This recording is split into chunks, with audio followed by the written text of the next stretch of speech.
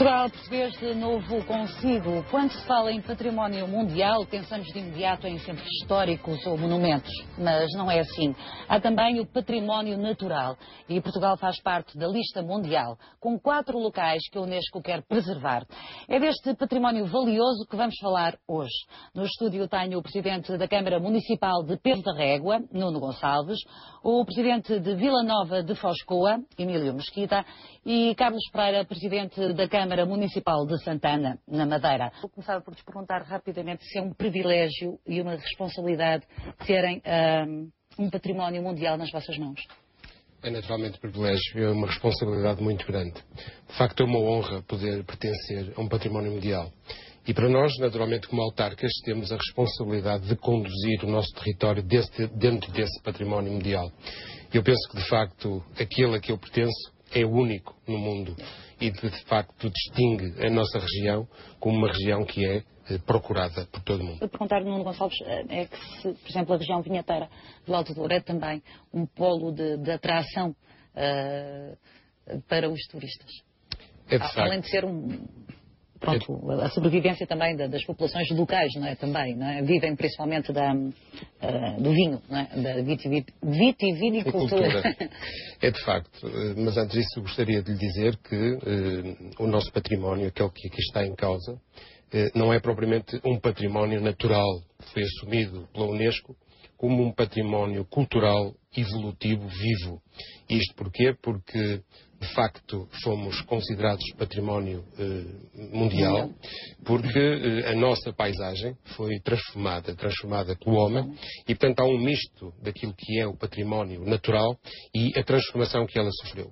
E está constantemente em evolução, não é? E por isso é um património vivo, é uma característica muito própria e há muito pouco património mundial que tenha Aliás, eu não sei se não Gonçalves posso comparar a região vinheteira do Alto Douro, por exemplo, às vinhas do Pico, que também foram feitas pelo homem, não é? Aproveitar todos os buraquinhos, não é? Exatamente. Foram transformadas, nós transformamos completamente todos aqueles montes, foram criados sulcalcos, inicialmente com pedras de xisto, para evitar a erosão e permitir o plantio. E continua a ser uma tarefa muito difícil carregar aqueles cestos.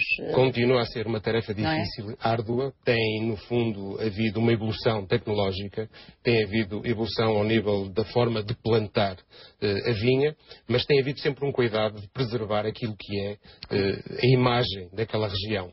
E por isso, essa grande responsabilidade que falava na transformação do nosso território para que possamos manter esse estatuto de ser património mundial. Quanto ao turismo que falou, de facto, o Douro assume-se como um destino turístico de excelência. Mas nem sempre reverte para a população do Douro essas mais-valias do turismo. Eu posso dizer que o Douro é, de facto, muito procurado, tem sido muito estudado em termos de turismo, tem havido muitos planos que têm sido realizados para analisar a implementação do turismo e o seu crescimento, mas, de facto, o resultado para as populações não é aquele que nós desejamos. Não é. Apesar de tudo, há aqueles passeios no Douro, há muitas, por exemplo, agora está na moda o turismo de habitação, não é? O turismo de habitação, há unidades turísticas de excelência, agora no Douro também, mas ainda não em quantidade que permitam, naturalmente, que a economia do Douro possa aí absorver também uma parte do seu desenvolvimento. Nuno Gonçalves é um património mundial, como disse, que custa também muito aos dourenses, não é? Porque andam ali diariamente. Foi uma paisagem feita com a intervenção do homem e continua a ser. E continua a ser, e essa é uma grande preocupação. No fundo, este património mundial está assente numa região demarcada e regulamentada, a mais antiga do mundo, a região demarcada do Douro, com 250 mil hectares, dos quais 10% constitui património mundial. No fundo, as vertentes viradas ao rio, aquelas que ficam, no fundo, na bacia visual do Douro. E a grande preocupação é que, de facto, a manutenção desta paisagem... Era isso, a preservação é uma preocupação para vocês. É uma grande preocupação. E a preservação da paisagem está, naturalmente, nas mãos dos agricultores, dos vitivinicultores, dos viticultores. E, portanto, estando o setor em crise, corre-se, naturalmente, o risco de, sendo o Douro um espaço onde a propriedade é de minifúndio, poder acontecer de que muita daquela paisagem, muito daquele património, muitos daqueles vinhedos, em função do grande problema que atravessamos de dificuldade no setor, possa vir a ser abandonado, se não for atrativo para ser tratado. E pode naturalmente perigar aqui aquilo que é um património mundial. O vinho do Douro, apesar de tudo, Gonçalves, é um património mais que reconhecido, não é? E os vinhos são conhecidos mundialmente, não é? E nós, caramba, há quantos séculos ouvimos falar, por exemplo, do famoso vinho do Porto, não é? Exato. Que também vem dali, da zona. É dali mesmo. Não é? Portanto, é quase garantida a sua preservação, ou não? Esta região demarcada é necessariamente por causa do vinho do Porto.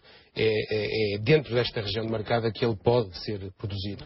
O problema é que, de facto, o setor, estando em crise, há propriedades, pequenas propriedades, onde os proprietários começam a não poder viver exclusivamente dessa propriedade. E o que fazem nesses casos? Não há fundos de apoio, as câmaras não se juntam, não tentam discutir esse problema? Há claramente fundos de apoio, mas o acesso a esses fundos de apoio nem sempre é o mais fácil, o mais simplificado. E, portanto, o que acontece é que, muitas vezes, esta propriedade que é pequena, que já não é suficiente para a subsistência de um núcleo familiar, acaba por ser tratada com maior deficiência e corre-se o risco, inclusivamente, de poder... Porque há pouca mão de obra, também é verdade, não é? Há pouca mão de obra. Há pouca mão de obra, de facto, temos perdido um poder de compra no Douro, temos visto, ano após ano, baixar os rendimentos que vêm da vinha e, portanto, isso naturalmente preocupa-nos muito. Preocupa-nos porque são os agricultores que naturalmente têm que trabalhar a terra, têm que a preservar, têm que a manter viva, porque tenho e temo que muitos dos territórios, nomeadamente do Baixo Corgo, possam transformar-se em silvados e começar a cair aquilo que são os muros de xisto. E nessa altura estará naturalmente em perigo aquilo que é o património da humanidade. E, portanto, temos lutado, temos chamado a atenção, nomeadamente ao Ministério da Agricultura, junto do Sr. Ministro da Agricultura, de que é preciso deitar mão ao Douro, que é necessário intervir para regular todo aquele setor, para que, de facto, seja atrativo e que essas pequenas propriedades que constituem no seu todo aquilo que é o património mundial continuem a ser tratados. Houve aqui um pequeno polo de desentendimento, quer dizer, mas saudável como é óbvio, por causa do vinho, porque o Emílio Mesquita tem uma zona vinheteira em que há as grandes empresas, não é? De produção de vinho, e o Nuno Gonçalves não tem, não é? A Rema tem mais ainda. São mais pequeninas. O que acontece é que as grandes empresas procuram, de facto, o Douro Superior para se instalar. E, inclusivamente, autorizações de plantio estão a ser transportadas do Baixo Corgo para o Douro Superior. E, portanto, é isso que é uma grande preocupação. Foi uma das preocupações que colocamos ao Sr. Ministro da Agricultura, porque isso pode levar, de facto, a que no Baixo Corgo, coração do Douro, porta de entrada do Douro, peso da régua, possa acontecer aquilo que eu há pouco dizia, a desertificação daquilo que é o património mundial. E, portanto, é preciso encontrar soluções para evitar que isso aconteça. Nós, num documento que entregamos ao Sr. Ministro, conjuntamente com os outros Presidentes de Câmara da região de Marcado do Douro, estão todos de acordo, 21 Presidentes de Câmara estiveram de acordo, subscreveram um documento que entregaram numa primeira instância ao Sr. Ministro da Agricultura e depois, numa reunião com o Sr. Ministro da Agricultura, um novo documento onde, inclusivamente, apontávamos soluções para o problema que vivemos no